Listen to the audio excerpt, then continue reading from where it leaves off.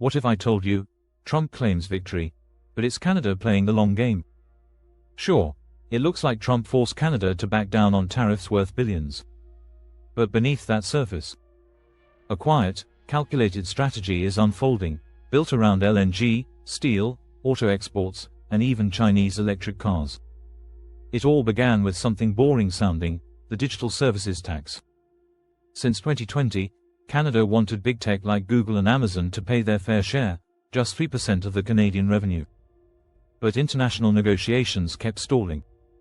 So in 2024, Canada passed its own law.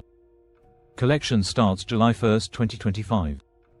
Then just hours before that deadline, Trump flipped the table. Canada paused enforcement. Trump declared victory. It looked like a retreat, over $7 billion lost. But Canada was just playing defense, avoiding a trade war, for now. Meanwhile, on that very same July 1st, while Trump was gloating, Canada quietly launched its first LNG export to Asia, from Kitimat. That wasn't coincidence. It was a fireworks show of independence, on Canada Day. Backed by Shell, Petronas, and $40 billion in investment, Kitimat is just the start. 7 LNG projects are underway. Canada wants to go from zero to exporting over 50 million tons annually, direct competition to the US. The message: we don't need to play your game anymore. And Canadians are angry. After Trump joked about Canada becoming the 51st state, a poll showed 77% now view the US negatively. 3 out of 4 said they'd avoid traveling to America. They cancelled trips, booked staycations. The US tourism sector felt it immediately. Canadian agencies watched US tour packages tank, but nobody cared. We'll visit Newfoundland instead, they said. At least we'll be respected there. Then Trump slapped 50% tariffs on Canadian steel and aluminum. Nearly 1,000 jobs, gone. Blast furnaces, shut for good. Car tariffs. Even worse. US car sales in Canada dropped 30%. Exports to the US down 23%, in 1 month. American households now pay $1,300 more per year, for nothing. The tariffs are hurting regular people, not helping them. Canada gave the US until July 21 to make a deal, or face retaliatory tariffs.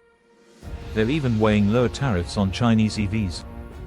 That could open the door to BYD and Geely taking over a market of 1.8 million vehicles a year, right on America's doorstep. And what did Trump do?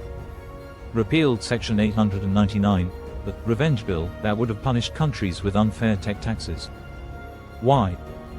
Global corporations cried foul. 360,000 US jobs were allegedly at risk, so Trump caved.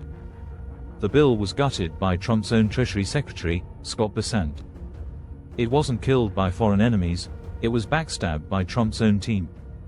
Section 899 would have forced foreign companies in the US to pay higher taxes if their home countries targeted American tech. But big tech didn't like that. Apple, Amazon, Google, they all lobbied hard to kill it. And they won. The excuse? A 15% global minimum tax deal with the G7. But that's just lipstick on a sellout. Analysts say the real reason was pressure, from K Street lobbyists, corporate donors, and Silicon Valley. Trump folded. The man who vowed to make corporations pay. He handed them a tax holiday and sent the bill to the American middle class. And let's be clear, these corporations aren't breaking the law. They're writing it. They use tricks like profit shifting. A US company earns $1 billion in ad revenue, then pays an Irish subsidiary to license its own algorithm. Boom, zero US taxes. The profits go to low tax havens while American roads crumble. Schools underfunded. Middle-class families foot the bill. Trump didn't fight for the little guy. He protected billionaires with offshore tax shelters. This wasn't a failure of policy. It was a betrayal. And Canada? They noticed. 200,000 fewer Canadian tourists visited Maine in just 3 months. Not from a pandemic, this was economic protest. Lobster restaurants, empty. Ski lifts, unused. Wallets slammed shut, silent resistance. Governor Janet Mills of Maine begged Canadians to come back. She blamed Trump, but pleaded not to punish local businesses. But that plea missed the point.